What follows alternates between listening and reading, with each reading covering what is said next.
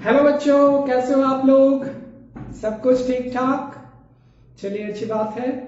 अब हम लोग क्लास को आगे बढ़ाते हैं और क्वेश्चन नंबर 12 से स्टार्ट करते हैं। क्वेश्चन नंबर 12 क्या कर रहा है कि विद्युत आपको क्या उन वियोजन अभिक्रियाओं के बारे में बताइए जिसमें हम लोग ऊर्जा देते हैं। किस रूप में? प्रकाश के रूप में देते हैं, ऊष्मा के रूप में देते हैं और विद्युत के रूप में देते हैं। सबका एक एक आपको समीकरण लिखना है। तो सबसे पहले हम लोग स्टार्ट करते हैं ऊष्मा के रूप में जो ऊर्जा देते हैं और वियोजन हो जाती है। तो वियोजन के लिए सबसे पहले तो आपको पता होना चाहिए वियोजन अभिक्रिया कैसी होती है। वियोजन होती है कि जब कोई एक पदार्थ टूट के एक से अधिक पदार्थ में टूट जाए, मतलब कि कोई अभिकारक, एक अभिकारक आपको टूट के दो या दो से अधिक उत्पाद दे, तो उस तरह के रासायनिक अभिक्रिया को हम लोग वियोजन अभिक्रिया कहते हैं। तो सामान्य उदाहरण में हम लोग देख चुके हुए हैं वियोजन अभिक्रिया का, बहुत सारा उदाहरण देखे हुए हैं, जिसमें कि हम लोग को सबसे आसान उदाहरण क्या है कि चूना पत्थर, जिसका रासायनिक सूत्र क्या होता है? कैल्शियम कार्बोनेट को जब हम लोग हीट करते हैं, इसको हम लोग जब ताप करते हैं, कैल्शियम कार्बोनेट को जब हम लोग क्या करते हैं? तापन करते हैं। तापन करना मतलब इसमें उष्मा के रूप में ऊर्जा देना। इसमें किस रूप में ऊर्जा जा रहा है? ये उष्मा के रूप में ऊर्जा जा रहा है। तब ये किस चीज में टूट जाता है? ये कैल्शियम ऑक्साइड में टूट जाता है, जिसको हम लोग कली चूना भी कहते हैं। और इसके साथ साथ ये क्या होता है? इसके साथ आपको ये ठोस अवस्था में होता है और इसके साथ कार्बन डाइऑक्साइड गैस भी आपको मिलता है। तो इस तरह से ये हम देख रहे हैं कि उष्मा ऊर्जा देने के बाद कोई पदार्थ एक से अधिक पदार्थ में एक अभिकारक दो उत्पाद में बदल गया, तो ये वियोजन अभिक्रिया का उदाहरण है। और चूंकि इसमें उष्मा के रूप में ऊर्जा दिया जा रहा है, इसलिए ये ऊष्मीय वियोजन कहते हैं इसको। तो ये आपको पहला हो गया ऊष्मा के रूप में। दूसरा उदाहरण में हम लोग को क्या करना है? दूसरा में देखना है कि हम लोग प्रकाश के रूप में ऊर्जा दें और वो आपको अभिकारक टूट के आपको एक से ज्यादा उत्पाद में बदल जाए। तो उस तरह का उदाहरण आप लोग को कैल्शियम नहीं, आपको सिल्वर क्लोराइड रखिए। सिल्वर क्लोराइड में क्या होता है? श्वेत पदार्थ होता है, आपको चमकीला श्वेत पदार्थ होता है। इसको अगर आप सूर्य प्रकाश में थोड़ा देर छोड़ दीजिएगा, 2 मिनट 4 मिनट, तो उसके बाद फिर क्या होगा? ये सफेद चमकता हुआ पदार्थ से मटमैला टाइप का, दूसरा टाइप का पदार्थ में बदल जाएगा। तो इसमें हम लोग को क्या होता है? इसमें होता है कि आपको सिल्वर क्लोराइड होता है, आपको ये ठोस पदार्थ होता है। इसको अगर आप लोग क्या कीजिएगा, इसको आप लोग अगर सूर्य की प्रकाश में, सूर्य का प्रकाश अगर इसमें डालिएगा, तो ये क्या हो जाएगा? ये आपको टूट जाएगा, सिल्वर में टूट जाएगा ये सॉलिड, प्लस आपको ये क्लोरीन गैस मुक्त कर देगा। तो ये क्या हो गया? ये वियोजन हो रहा है सिल्वर क्लोराइड का। आपको मान लीजिए कि ये 2 है, इसको अगर संतुलित कर देते हैं तो दो सिल्वर क्लोराइड लीजिएगा, तो ये टूट के आपको सिल्वर और क्लोरीन में बदल जा रहा है। तो ये दूसरा उदाहरण हो गया। तीसरा उदाहरण हम लोगों को क्या देना है?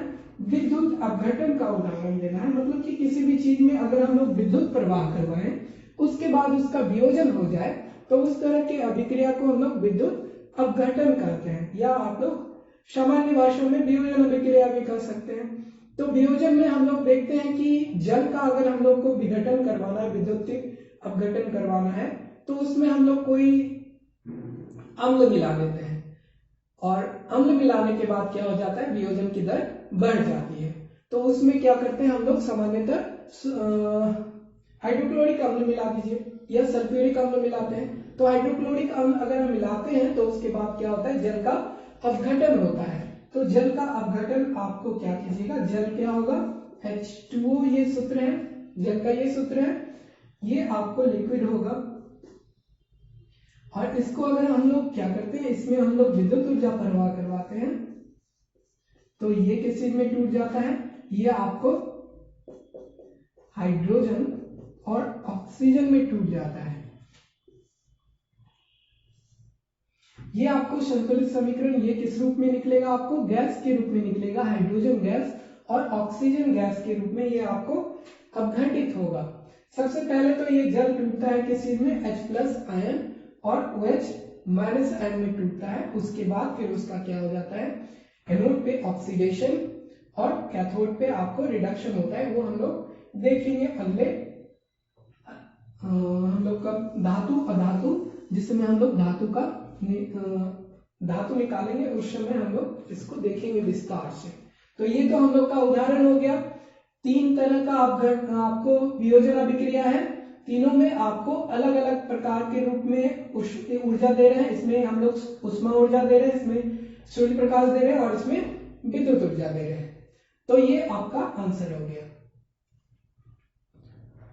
अब हम लोग क्वेश्चन नंबर 13 देखते हैं, जिसमें क्या कह रहा है, जिसमें कह रहा है कि आपको विस्थापन और द्विविस्थापन रासायनिक अभिक्रियाओं के बीच अंतर स्पष्ट करना है और हम लोगों को एक एक उदाहरण देके समझाना है कि ये विस्थापन अभिक्रिया है और दूसरा द्विविस्थापन अभिक्रिया है। तो सबसे पहले तो हम लोग देखते हैं, परिभाषा देखते हैं। विस्थापन अभिक्रिया में क्या होता है? विस्थापन अभिक्रिया में होता है आपको कि ये एक तत्व आपको मुक्त अवस्था में आएगा और किसी यौगिक से अभिक्रिया करेगा और उस यौगिक में मौजूद तत्व को क्या करेगा? मुक्त अवस्था में कर देगा और खुद उस यौगिक में जो बाकी बचा हुआ आपको आयन था, उससे वो क्या करेगा?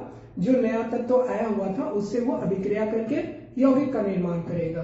तो इसको हम लोग क्या कहते हैं? विस्थापन अभिक्रिया कहते हैं। लेकिन द्विविस्थापन में क्या होता है? द्विविस्थापन में होता है कि दो आयनिक यौगिकों के बीच, इसमें आपको दोनों कौन होगा? यौगिक ही होगा। इसमें क्या था? एक तत्व था, दूसरा यौगिक था। अभिक्रिया करके एक यौगिक बनाया और फिर से एक तत्व बनाया। लेकिन इसमें क्या होगा? दो यौगिकों के बीच ही अभिक्रिया होगा और आपको दो यौगिक ही मिलेगा। तो इसमें क्या होने वाला है? द्विविस्थापन में होने वाला है कि दो यौगिक, और किस तरह का यौगिक होगा? आयनिक यौगिक होगा। दोनों आपस में अपने आयन का क्या करेंगे? आदान प्रदान करेंगे।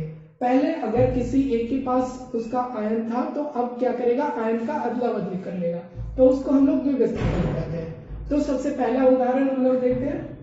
विस्थापन का दोनों का आप लोग जैसे ही परिभाषा लिख देंगे वैसी रासायनिक अभिक्रिया जिसमें कि एक तत्व दूसरे तत्व को उसके यौगिक से मुक्त कर दे और खुद यौगिक का निर्माण करे, उसे हम लोग क्या कहते हैं? विस्थापन अभिक्रिया कहते हैं। इसमें हम लोग सामान्य उदाहरण में देखिए, हम लोग पढ़े हुए हैं, क्या पढ़े हुए हैं कि जिंक को अगर हम लोग क्या करते हैं?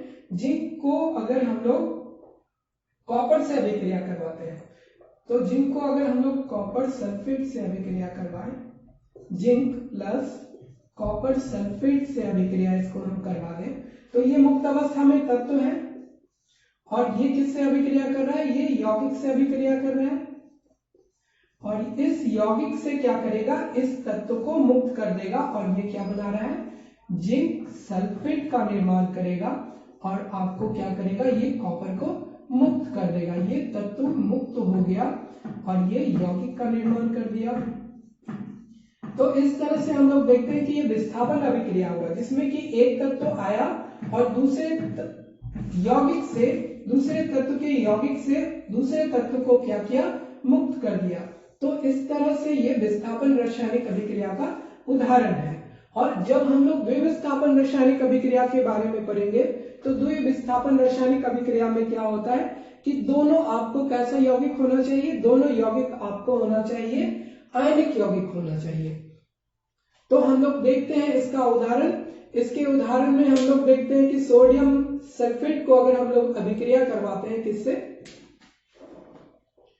Na2SO4 को अगर हम लोग अभिक्रिया करवाएं बेरियम क्लोराइड से करवाएं, BaCl2 से अभिक्रिया करवा दें, तो ये क्या करेगा? ये भी आयनिक यौगिक है और ये भी आयनिक यौगिक है।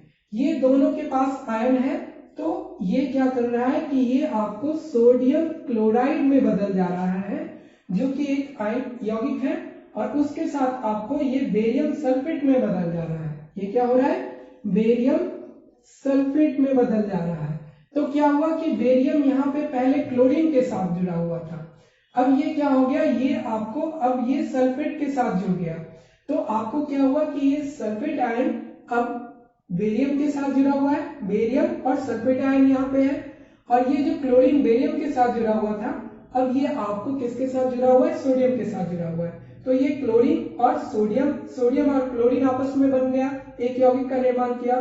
तो इस तरह की रासायनिक अभिक्रिया को हम लोग क्या कहते हैं? द्विविस्थापन। इसकी परिभाषा भी यही कह रही है, क्या कह रही है? वैसी रासायनिक अभिक्रिया जिसमें दो आयनिक यौगिक है ये के बीच आयनों का आदान प्रदान हो। तो इसका आयन ये ले लिया नेगेटिव आयन और ये अपना नेगेटिव आयन इसको दे दिया। तो इस तरह के रासायनिक अभिक्रिया को हम लोग क्या कहते हैं, द्विविस्थापन रासायनिक अभिक्रिया कहते हैं। यही आपका अंतर परिभाषा के रूप में दे दीजिएगा, उसके बाद ये उदाहरण दे दीजिएगा। तो ये इस तरह से आपका ये क्वेश्चन कंप्लीट हो जाएगा। अब नेक्स्ट क्वेश्चन देखते हैं। अब हम लोग क्वेश्चन नंबर 14 देख रहे हैं। क्वेश्चन नंबर 14 क्या कर रहा है, एक रासायनिक अभिक्रिया दिया हुआ है, एक शब्द समीकरण का एक की तरह का एक दिया हुआ है और आपको बोल रहा है कि रासायनिक समीकरण आपको लिखना पड़ेगा।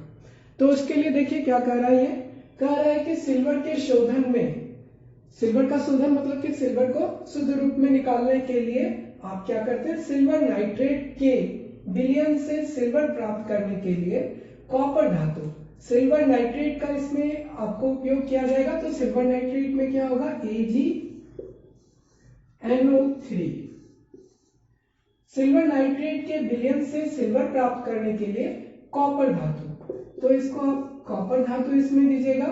कॉपर धातु का ये सूत्र होता है, कॉपर धातु द्वारा विस्थापन किया जाता है और ये जब विस्थापित होगा तो क्या हो जाएगा, CuNO3 का आपको होल ट्वाइस बनाएगा, कॉपर नाइट्रेट बनाएगा और इसके साथ क्या करेगा, इसके साथ आपको सिल्वर मुक्त कर देगा। तो इसके साथ आपको Ag मिलेगा और इसको अगर हम लोग संतुलित रासायनिक समीकरण में, ये क्या हो गया आपको और संतुलित रासायनिक समीकरण हुआ, इसको अगर आप लोग को संतुलित करना है तो इसमें आपको अगर इसकी अवस्था बताइएगा तो ये आपको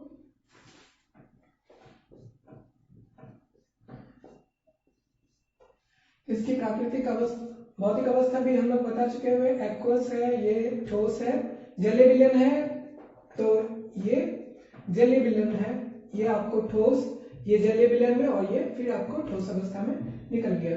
तो इसको अगर हम लोग यहाँ पे 2 लगा दीजिए और यहाँ पे आप 2 लगा दीजिए, तो ये आपको संतुलित रासायनिक समीकरण, ऊपर दिए गए शब्द समीकरण के लिए हम लोग को ये संतुलित रासायनिक समीकरण मिल गया। संतुलित रासायनिक समीकरण तो हम लोग इसको बनाए हैं, तो कैसे बनाए हुए थे, सबसे पहले आया हुआ था सिल्वर नाइट्रेट को कॉपर से अभिक्रिया करवाए, इसको अलग ही लिख दीजिए। इसको क्या करते हैं हम लोग, दूसरे लाइन में इसको संतुलित कर देंगे, ठीक है। तो सबसे पहले आपको सिल्वर नाइट्रेट आया, कॉपर से अभिक्रिया किया, कॉपर नाइट्रेट को बनाया और उसके बाद सिल्वर मुक्त कर दिया। इसको संतुलित करने के लिए हम लोग 2 यहाँ पे AgNO3 लगाए, ये जलीय विलयन है इसका, और इसमें आप कॉपर लगाए, ये ठोस अवस्था में है, ये आपको बन गया क्या, कॉपर नाइट्रेट बन गया। कॉपर नाइट्रेट ये जलीय विलयन में ही घुला हुआ रहेगा और आपको क्या मिलेगा, 2 सिल्वर मिल गया। तो इस तरह से आप देख रहे हैं कि 2 अणु सिल्वर मिला है आपको। तो ये आपको संतुलित रासायनिक समीकरण हो गया।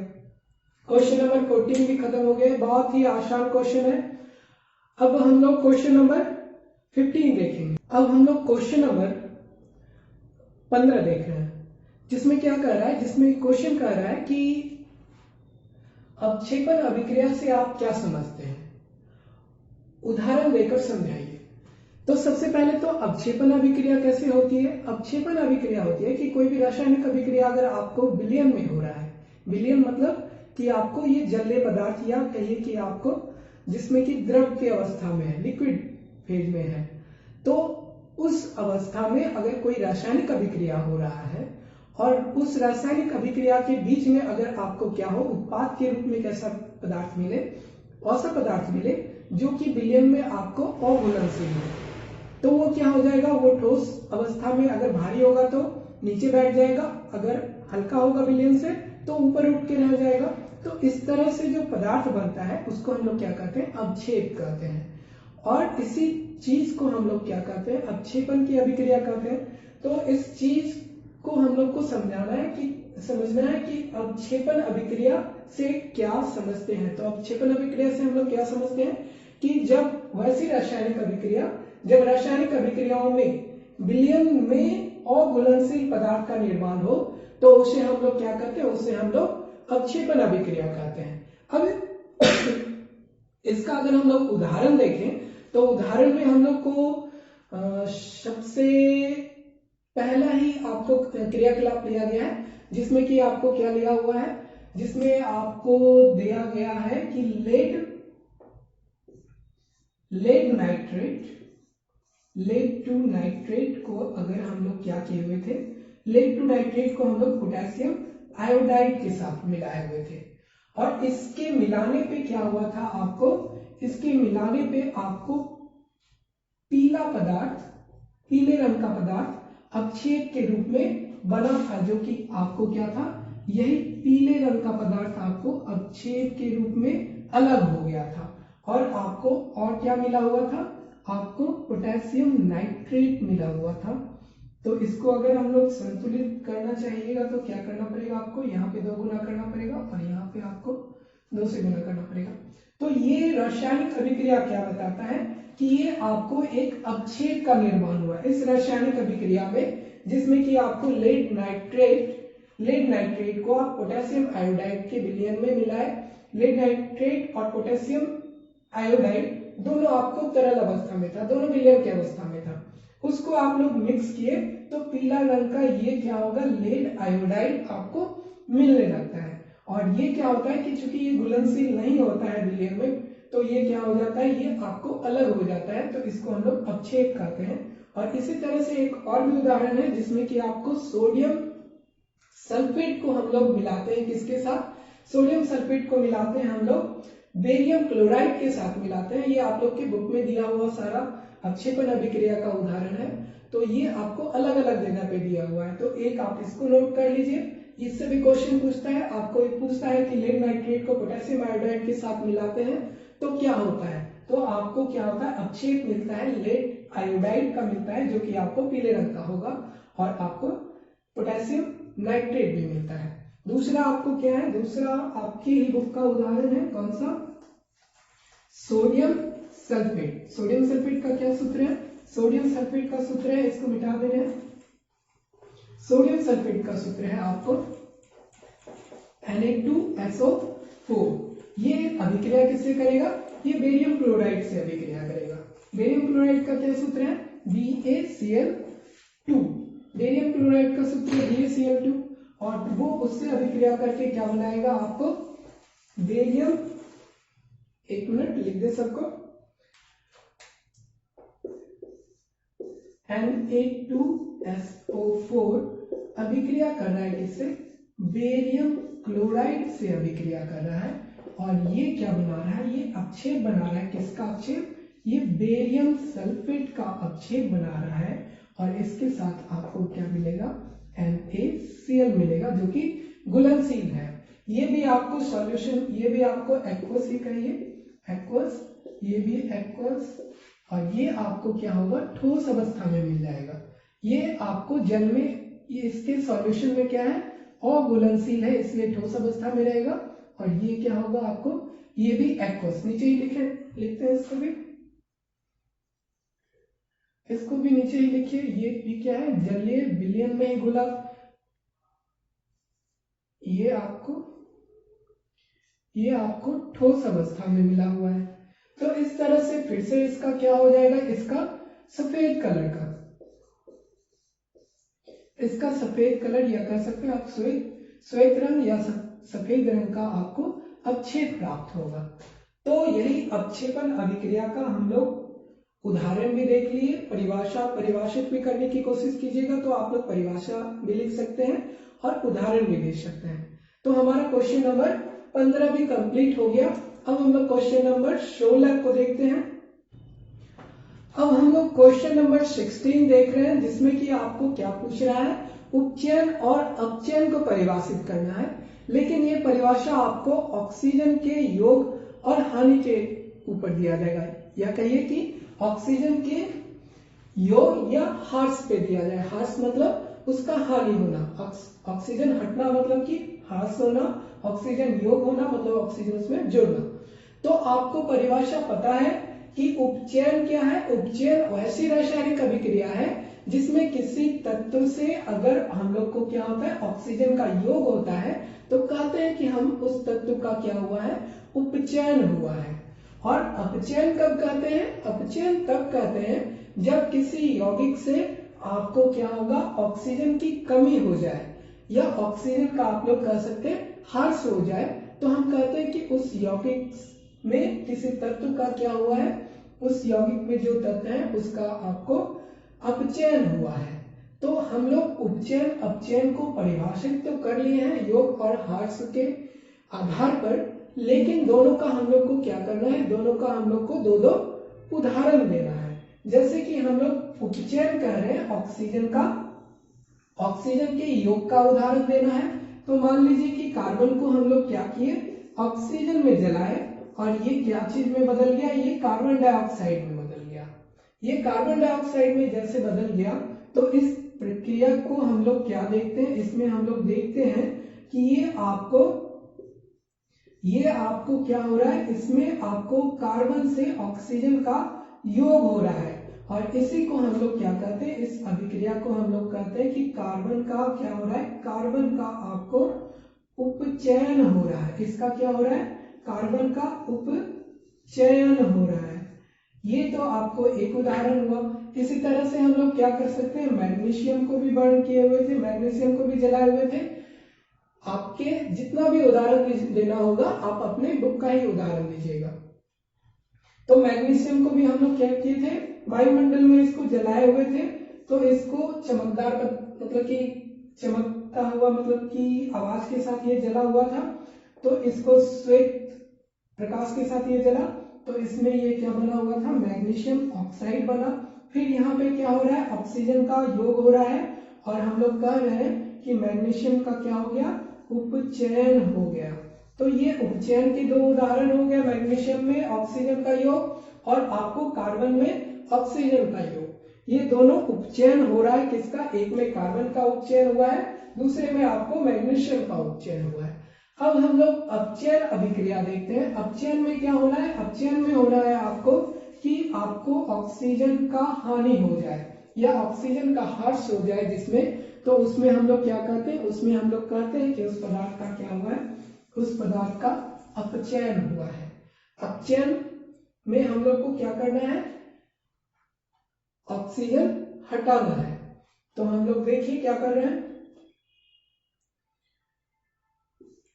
कॉपर ऑक्साइड को, क्यूप्रिक ऑक्साइड को हम लोग क्या कर रहे हैं, CuO को हम लोग हाइड्रोजन के साथ अभिक्रिया करवा दे रहे हैं। तो अभिक्रिया के फलस्वरूप हम लोग को क्या मिल रहा है, ये कॉपर मुक्त अवस्था में और आपको जल मिल रहा है। तो ये इसमें क्या हो रहा है कि क्यूप्रिक ऑक्साइड में ऑक्सीजन था और ये हाइड्रोजन से अभिक्रिया करने के बाद क्या हुआ, कॉपर में परिवर्तित हो गया।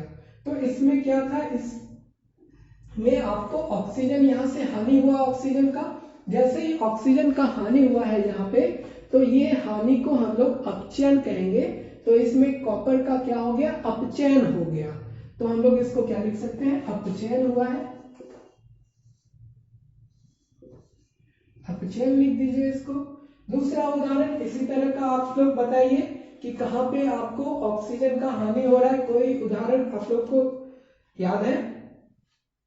दूसरा उदाहरण हम लोग क्या देख रहे हैं, दूसरा उदाहरण में देख रहे हैं कि जिंक ऑक्साइड को अगर हम लोग कार्बन के साथ अभिक्रिया करवा दें, तो ये क्या बदल जा रहा है, ये बदल जा रहा है आपको जिंक, और किस चीज में बदल जा रहा है, ये कार्बन मोनोऑक्साइड में बदल जा रहा है। तो इसमें हम लोग देखते हैं कि जिंक यहाँ ऑक्सीजन के साथ था और ये कार्बन आया और इससे क्या किया, इससे ऑक्सीजन को निकाल दिया। तो यहाँ पे भी ऑक्सीजन का हानि हो रहा है, तो इसको हम लोग क्या कहेंगे, अपचयन हो रहा है। अपचयन हो रहा है किसका, जिंक का अपचयन हो रहा है। तो ये हम लोग दोनों तरह के उपचयन का भी दो उदाहरण देख लिए और हम लोग अपचयन का भी दो उदाहरण देख लिए। तो इस तरह से हम लोग क्वेश्चन नंबर 16 भी कंप्लीट कर चुके हुए हैं और हम लोग क्वेश्चन नंबर 17 देख। अब हम लोग क्वेश्चन नंबर 17 देख रहे हैं। 17 में क्या कह रहा है, इसमें कह रहा है कि आपको एक भूरे रंग का चमकदार तत्व X को वायु की उपस्थिति में गर्म करने पर वो काले रंग का हो जाता है और इस तत्व X एवं उसके काले यौगिक का नाम बताइए। तो तत्व चमकदार पदार्थ, आपको भूरे रंग का चमकदार पदार्थ आपके 10 के सिलेबस में आपको ऐसा तत्व कॉपर मिलेगा जो कि आपको भूरे रंग का है और वो चमकदार भी है। और इसको ऑक्सीजन में अगर आप इसको गर्म करिएगा तो इसका क्या हो जाएगा, उपचयन हो जाएगा। उपचयन होने का मतलब ये आपको क्यूप्रिक ऑक्साइड, कॉपर 2 ऑक्साइड में बदल जाएगा और इसका रंग कैसा मिलता है आपको, काले रंग का मिलता है। तो यही चीज आपको पूछ रहा है कि एक भूरे रंग का चमकदार तत्व, तो चमकदार तत्व क्या हो गया, X, ये कॉपर हो गया। और आपको वायु की उपस्थिति में गर्म करने पर वो काले रंग का पदार्थ हो जाता है, तो काले रंग का पदार्थ क्या हो गया, क्यूप्रिक ऑक्साइड हो गया। इस तत्व X एवं उसके काले रंग के यौगिक का नाम बताइए। तो ये काला रंग क्या हो गया, कॉपर, और ये क्या हो गया, क्यूप्रिक ऑक्साइड या कॉपर 2 ऑक्साइड। क्वेश्चन नंबर 17 भी बहुत ही आसान था, ये बन गया। अब क्वेश्चन नंबर 18 हम लोग देखेंगे। अब क्वेश्चन नंबर 18 कह रहा है आपको कि लोहे के वस्तु को हम पेंट क्यों करते हैं। लोहे की वस्तु में आप लोगों को पता है कि उपचयन हो जाती है। उपचयन कैसे होता है, उपचयन वातावरण में मौजूद आर्द्रता, ऑक्सीजन या अम्ल के प्रभाव से क्या होता है कि धातु के सतह पे किसी दूसरे यौगिक का निर्माण होने लगता है। उसका जो सतह होता है वो आपको दूसरे किसी यौगिक में टूट जाता है, यौगिक में परिवर्तित हो जाता है, जो कि धातु के सामान्य उपयोगी नहीं होता है। तो उस घटना को हम लोग क्या कहते हैं, संक्षारण कहते हैं। तो संक्षारण से रोकने के लिए हम लोग क्या करते हैं, धातु के ऊपर पेंट चढ़ा देते हैं, या कहिए कि धातु को वायुमंडल में मौजूद अम्ल, आर्द्रता या आपको ऑक्सीजन या और भी किसी तत्व से बचाने के लिए हम लोग क्या करते हैं, उसके ऊपर पेंट चढ़ा देते हैं। इसके पेंट के चढ़ाने से क्या हो जाता है, इसमें संचरण की दर कम हो जाती है। तो इसी चीज को हम लोग लिख सकते हैं, आप लोग लिख सकते हैं, लोहे को वायुमंडल में मौजूद आर्द्रता, अम्ल इत्यादि के प्रभाव से बचाने के लिए हम उसके ऊपर पेंट चढ़ाते हैं। या कह सकते हैं आप, लोहे को संचरण से बचाने के लिए हम उसके ऊपर पेंट चढ़ाते हैं। तो ये आपका क्वेश्चन हो जाएगा आंसर। अब हमारा क्वेश्चन नंबर 19 है, जो कि आपको सेकंड लास्ट क्वेश्चन है। और ये क्वेश्चन क्या कहता है, ये कहता है कि तेल एवं वसा युक्त खाद्य पदार्थों को नाइट्रोजन से प्रभावित क्यों किया जाता है। नाइट्रोजन से प्रभावित करने का मेन आपको क्या उद्देश्य होता है, मुख्य उद्देश्य होता है इसका नाइट्रोजन के प्रभाव से प्रभावित करने का, कि इसको ऑक्सीजन के प्रभाव से बचाया जाए। किसी भी तत्व में अगर ऑक्सीजन जुड़ जाता है तो क्या हो जाता है, उसका उपचयन हो जाता है, और उपचयन होने के बाद वो क्या हो जाता है, बस तैलीय या वसा युक्त पदार्थ क्या हो जाता है, खाने योग्य नहीं रहता है, वो खराब हो जाता है। तो उसी चीज को रोकने के लिए, जिसको हम लोग क्या कहते हैं, विकृति गंधिता, उस प्रभाव को क्या कहते हैं, अगर कोई चीज खराब हो जाता है, तैलीय या वसा युक्त पदार्थ ऑक्सीजन से अभिक्रिया करके खाने योग्य नहीं रह जाता है, तो उसको हम लोग विकृति गंधिता कहते हैं। उसी विकृति गंधिता से बचने के लिए हम लोग क्या करते हैं, ऑक्सीजन को या कहिए कि आपको सामान्य वायु को हटा के उसमें हम लोग नाइट्रोजन भर देते हैं। और नाइट्रोजन भरने के बाद नाइट्रोजन चूंकि कम अभिक्रियाशील होती है, तो इसमें हम लोग को विकृति गंधिता की दर बहुत ही कम हो जाता है। इसलिए हम लोग क्या करते हैं, किसी भी पदार्थ को, तैलीय एवं वसायुक्त खाद्य पदार्थों को विकृति गंधिता से बचाने के लिए नाइट्रोजन से प्रभावित करते हैं, क्योंकि नाइट्रोजन ऑक्सीजन की अपेक्षा कम क्रियाशील गैस है। ठीक है, इसके बाद हम लोग लास्ट क्वेश्चन देखेंगे, और अंतिम क्वेश्चन है हमारा, है निम्न पदों का वर्णन कीजिए तथा प्रत्येक का एक एक उदाहरण दीजिए। सबसे पहला है आपका संचरण और दूसरा विकृति गंधिता। संचरण और विकृति गंधिता को हम लोग एक विस्तार से एक 10-15 मिनट का लेक्चर है, उसमें हम लोग बनाए हुए हैं, वीडियो बनाए हुए हैं, भाग 8 होगा आपका। आप लोग एक बार उसको जरूर देख लीजिए, और फिर हम लोग उसका ये क्वेश्चन आप लोग खुद से कर लीजिए। संचरण का उदाहरण क्या दीजिएगा आप लोग, आयरन का क्या होता है, आयरन को हम लोग क्या करते हैं, ऑक्सीजन और जल के साथ इसको हम लोग क्या करते हैं, जल के साथ और ऑक्सीजन के साथ अभिक्रिया करके ये किस चीज में बदल जाता है, ये बदल जाता है आपको फेरिक Fe2O3 में बदल जाता है और इसके साथ क्या होता है, आपको जल का भी आपको बहुत सारा कण मौजूद रहता है इसके साथ। और उसके बाद फिर ये क्या होता है, धीरे धीरे जल इसका सूख जाता है और ये फिर एक हाइड्रोक्साइड में बदल जाता है। ये किस चीज में बदल जाता है, FeOH का होल थ्राइस में बदल जाता है और इसके साथ आपको जल कुछ और भी जल हट जाता है। तो इस तरह से ये परिवर्तन होता है जो कि किस रंग का होता है, ये भूरे रंग का होता है। इसी को हम लोग संचरण की घटना कहते हैं, जिसमें कि आपको संचरण को परिभाषित करने के लिए क्या करना पड़ेगा, आपको परिभाषा देना पड़ेगा कि वैसी रासायनिक अभिक्रिया जिसमें किसी बहुमूल्य धातु का वायुमंडल में मौजूद आर्द्रता अम्ल या आपको क्या कहिए ऑक्सीजन के कारण उसका क्या हो जाता है, उसका अपघटन हो जाता है, या कहिए कि वो मूल्यवान धातु से किसी यौगिक में परिवर्तित हो जाता है, तो हम लोग उसका क्या कहते हैं, संचरण कहते हैं। इसमें आपको सामान्यतः आयरन, कॉपर और आपको सिल्वर, बहुत सारा तत्व है जिसका कि संचरण होते रहता है। कॉपर संचरित होकर क्या हो जाता है, हरे रंग में परिवर्तित हो जाता है, जिसको कॉपर सल्फेट कहते हैं। सिल्वर में क्या होता है, वो सल्फाइड से अभिक्रिया कर लेता है और सिल्वर सल्फाइड का काला रंग बना देता है। तो ये सारा संचरण का उदाहरण है, हम लोग उसमें देख चुके हुए हैं। विकृति गंधिता में क्या होता है, बसार या तैलीय पदार्थ का जब क्या हो जाता है, ऑक्सीजन से अभिक्रिया करती है तो वो आपको खाने योग्य नहीं रह जाता है, वो खराब पदार्थ हो जाता है, तो उसी को हम लोग क्या कहते हैं, विकृति गंधिता कहते हैं। ये आपको एक लेक्चर में अलग से भी है और हम लोग अभी भी एक बार रिविजन तो हो ही गया।